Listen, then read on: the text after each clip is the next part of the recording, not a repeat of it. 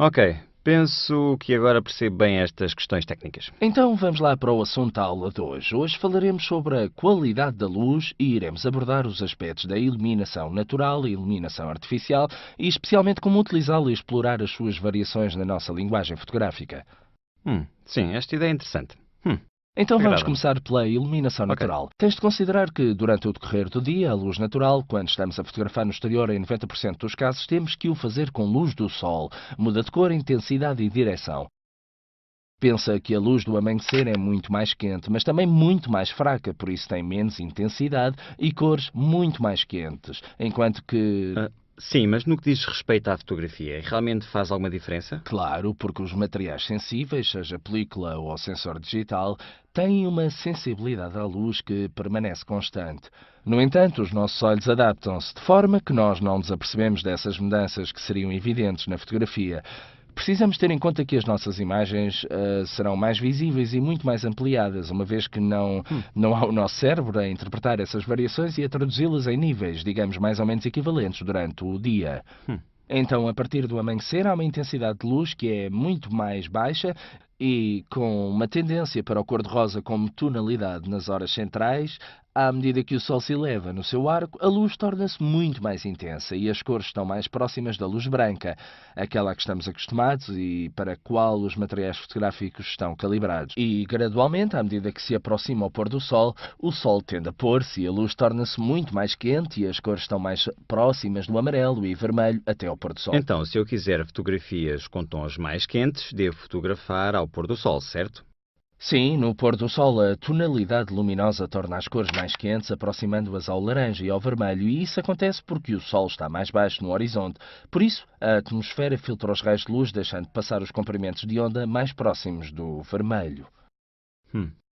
Além das mudanças durante as horas do dia, tens de considerar também as mudanças de luz de uma estação para a Porque outra. também aqui existe uma diferença. Sim, sem dúvida, o Sol tem uma inclinação diferente em relação ao horizonte, dependendo se estás no inverno ou no verão. Tenha em conta que no inverno, em geral, há uma luz mais fria que favorece a representação dos tons claros da imagem e produz geralmente imagens mais homogéneas e sem fortes contrastes.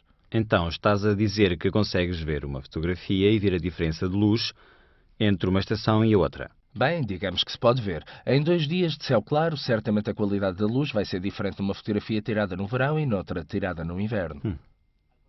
Ao contrário do inverno, no verão vamos ter um contraste muito forte e as sombras serão mais escuras porque o sol está mais alto e também os tons quentes da fotografia serão mais evidentes. Se estiver numa situação muito luminosa, com o sol muito forte, é possível ter um resultado final mais sereno, eliminando os contrastes e trabalhando com cores um pouco mais pálidas, menos saturadas? Normalmente, o caminho para alcançar esses resultados é a utilização de variações na exposição da fotografia e é com a sobreexposição da imagem que se consegue isso. Ao sobreexpor, vais fazer com que todas as cores percam um pouco de saturação, eliminando-se um pouco, mas também vais reduzir as sombras e o contraste da imagem. Mas, sobretudo, os tons vão se tornar um pouco mais apagados. No entanto, existem outras situações interessantes da luz que podemos aproveitar para efeitos criativos. Por exemplo, a contraluz pode ser uma situação interessante. Sim, mas se eu tirar uma fotografia à contraluz, não arrisco a ter uma silhueta que se destaca do fundo do céu. Bem, na verdade, quando fotografamos com contraluz, podemos ter vários efeitos na nossa imagem. Um deles é ter a silhueta destacando-se assim, mas quando se quer e não Não, na quando... verdade, às vezes acontece Sim, isso e não é acontece isso que quero. sempre. Outra forma pode ser expor corretamente o tema e sobreexpor o fundo. E a terceira forma é tentar equilibrar os tons do primeiro plano e do fundo. Mas falamos disso mais tarde quando abordarmos as luzes de preenchimento. Ok. Normalmente, de qualquer maneira, digamos, temos como resultado uma silhueta contra o céu devidamente exposto quando confiamos nas informações fornecidas pelo exposímetro dentro da máquina fotográfica. Isso acontece porque a parcela do céu que é predominante no nosso enquadramento tem um brilho muito forte. Pois é. O exposímetro define os dados que nos dá para a exposição nesta parte muito luminosa, que, aliás, é predominante na superfície do enquadramento, e em seguida fornece-nos a informação de subexposição do tema do primeiro plano. o que o torna totalmente escuro contra um céu que, pelo contrário, está corretamente É o exposto. meu caso. Se queres representar corretamente o tema do primeiro plano, tens que te aproximar do tema até que se preencha a maior parte do enquadramento com o próprio tema.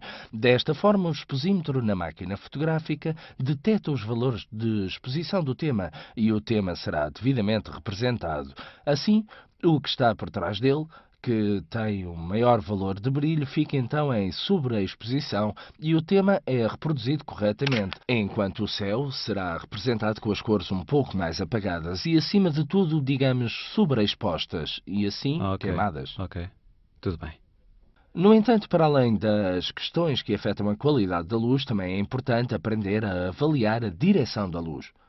Ou seja, Geralmente estamos acostumados a uma única fonte de luz quando utilizamos a luz natural, que é a luz do sol, mas em ambientes urbanos ou sempre que estamos perto de grandes edifícios ou áreas que podem ser de vidro, espelho ou mesmo uma simples parede branca, a luz é refletida em parte por estas superfícies e também pode adquirir outras direções. Assim, fotografando um tema dentro de um ambiente urbano, próximo de uma superfície muito refletora, podes tentar explorar essas novas direções de luz para cobrir, digamos, áreas que teriam sombras demasiado escuras, por exemplo. Aproximando no retrato de uma pessoa, a pessoa é uma parede branca e certamente a luz que vem do sol de um lado será refletida na parede branca e irá iluminar a área sombreada do teu retrato. tantas coisas que não posso esquecer. De qualquer maneira, vamos falar sobre estas coisas mais tarde, quando abordarmos as superfícies refletoras e como utilizá-las para alterar a qualidade da luz. Bem, em suma, a luz é, portanto, fundamental do ponto de vista prático para tirar a fotografia. E também em relação ao tom que assume a fotografia e também pela sua direção. Exatamente.